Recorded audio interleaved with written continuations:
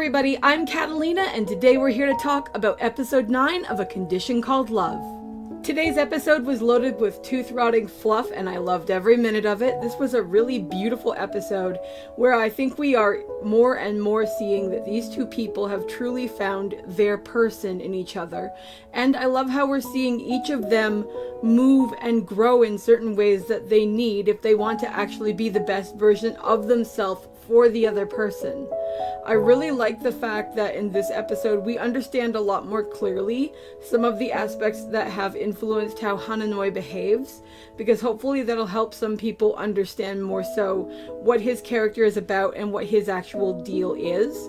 I think another thing that's really important about his character that we have to acknowledge from this episode is how consciously aware that he actually is about the things that he struggles with, about his own insecurities, and about the impact that it has on his potential for a relationship with Hotaru, and that relationship continuing to be healthy. We even see him actually kind of questioning whether he should be in a relationship with Hotaru, not because there's anything wrong with her, but because he is aware of the things that he thinks and that he feels and that he somewhat imposes on her, at least in his mind, and he seems genuinely concerned about how those could impact her were he to actually do them for real. One of the things I super liked about the way that they dealt with this in this episode for him, though, is showing the idea that he actually is shifting from trying to get her to put him first and instead focus on being her number one. And I think there is a tremendous distinction to be made there. Putting him first is the idea that everything she does should revolve around him and around his needs and around his wants and around his expectations. But if he instead strives on being her number one, first off, that's a much better and healthier angle, because it's something where he is taking an action, which is the only thing in life that he can control. He can't make her do something, and even if he could, it wouldn't be sincere. But anything he consciously does toward her is something he does of his own accord, so long as he isn't doing it subconsciously thinking that she owes him being the first thing she thinks of in return. If that happens, it needs to come from her. And in my opinion, while I can understand being somebody's favorite person or something, that makes perfect sense to me, the idea of being someone's first priority in all things and being put first even before that other person isn't necessarily a good thing. I mean, I think that it's all about the idea of there being an appropriate time for certain things. There are going to be certain crises where, yes, one individual or another or someone over there or whatever is going to come first. We actually see that in this episode with the fact that Hotaru needs to go to this memorial for her grandfather. But I love that we see her sister understanding, for example, that she needs to actually go back and do this thing with Hananoi. And not only because it will matter for him, but because it so obviously matters to Hotaru as well. And that is important, because as much as we talk about Hananoi needing to control his emotions and dial back his feelings and everything else, something that is equally as much a problem and that equally as much needs to be addressed is the reality that Hotaru does so many things that are for the appeasement of other people. It's one thing, and it's totally fine to be able and willing to do things for other people. That is a normal aspect of life.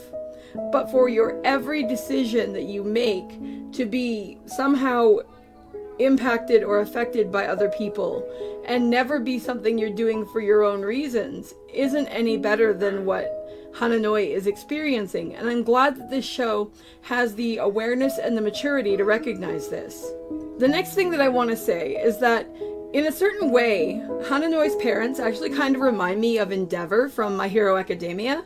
I realized, as far as we know at least, that they have never actually physically abused their son, but given what they've done to this guy, given the impact that their actions have had on him, I see a great parallel, because Endeavor is a superhero who goes out into the world, who fights evil, and who saves people, and yet he is utterly incapable of doing anything for the actual good of his own family. Much the same, Hananoi's parents go out into the world as doctors. They leave their son behind. Their son is emotionally stunted and damaged because of this. And while they're out there saving other people, to him, they might as well be a damn disease. Because, like, why did these people have kids is the honest question I keep asking myself. And this is coming from somebody who is very pro-family.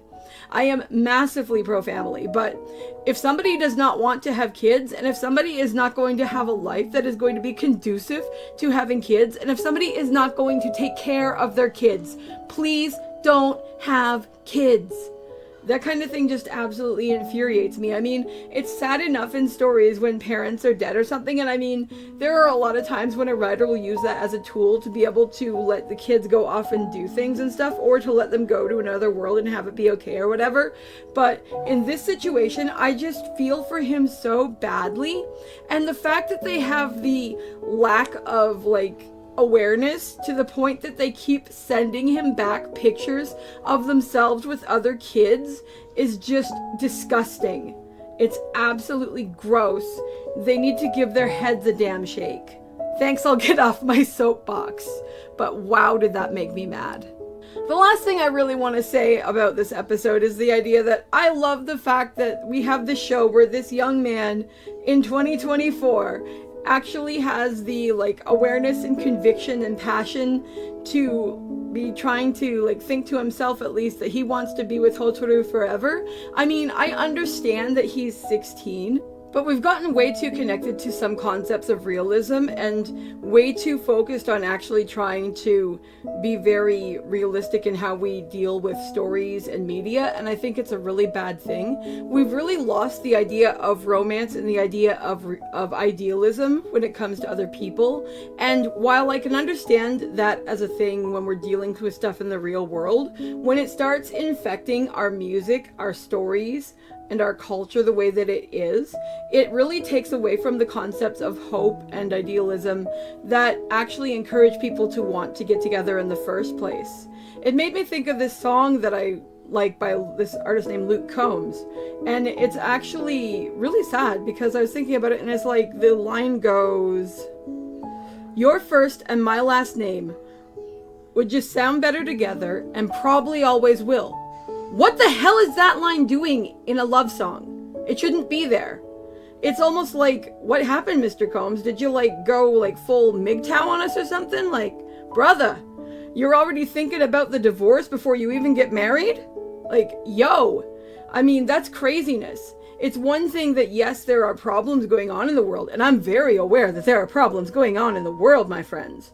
But, like, when we get to the point where we actually have this kind of thing infesting, and I mean like cockroaches, into a love song, that is sad. So when I see a show where that's not happening, you bet your butt, as a romance novelist, the first thing I'm gonna be doing is praising it up, because that stuff's important. If you think you are going to lose at something before you even try, then what point is there in trying? That is just really, really sad. So I'm super glad to see that despite everything this guy's been through, think of how much Hananoi has actually been abandoned, forgotten, left behind.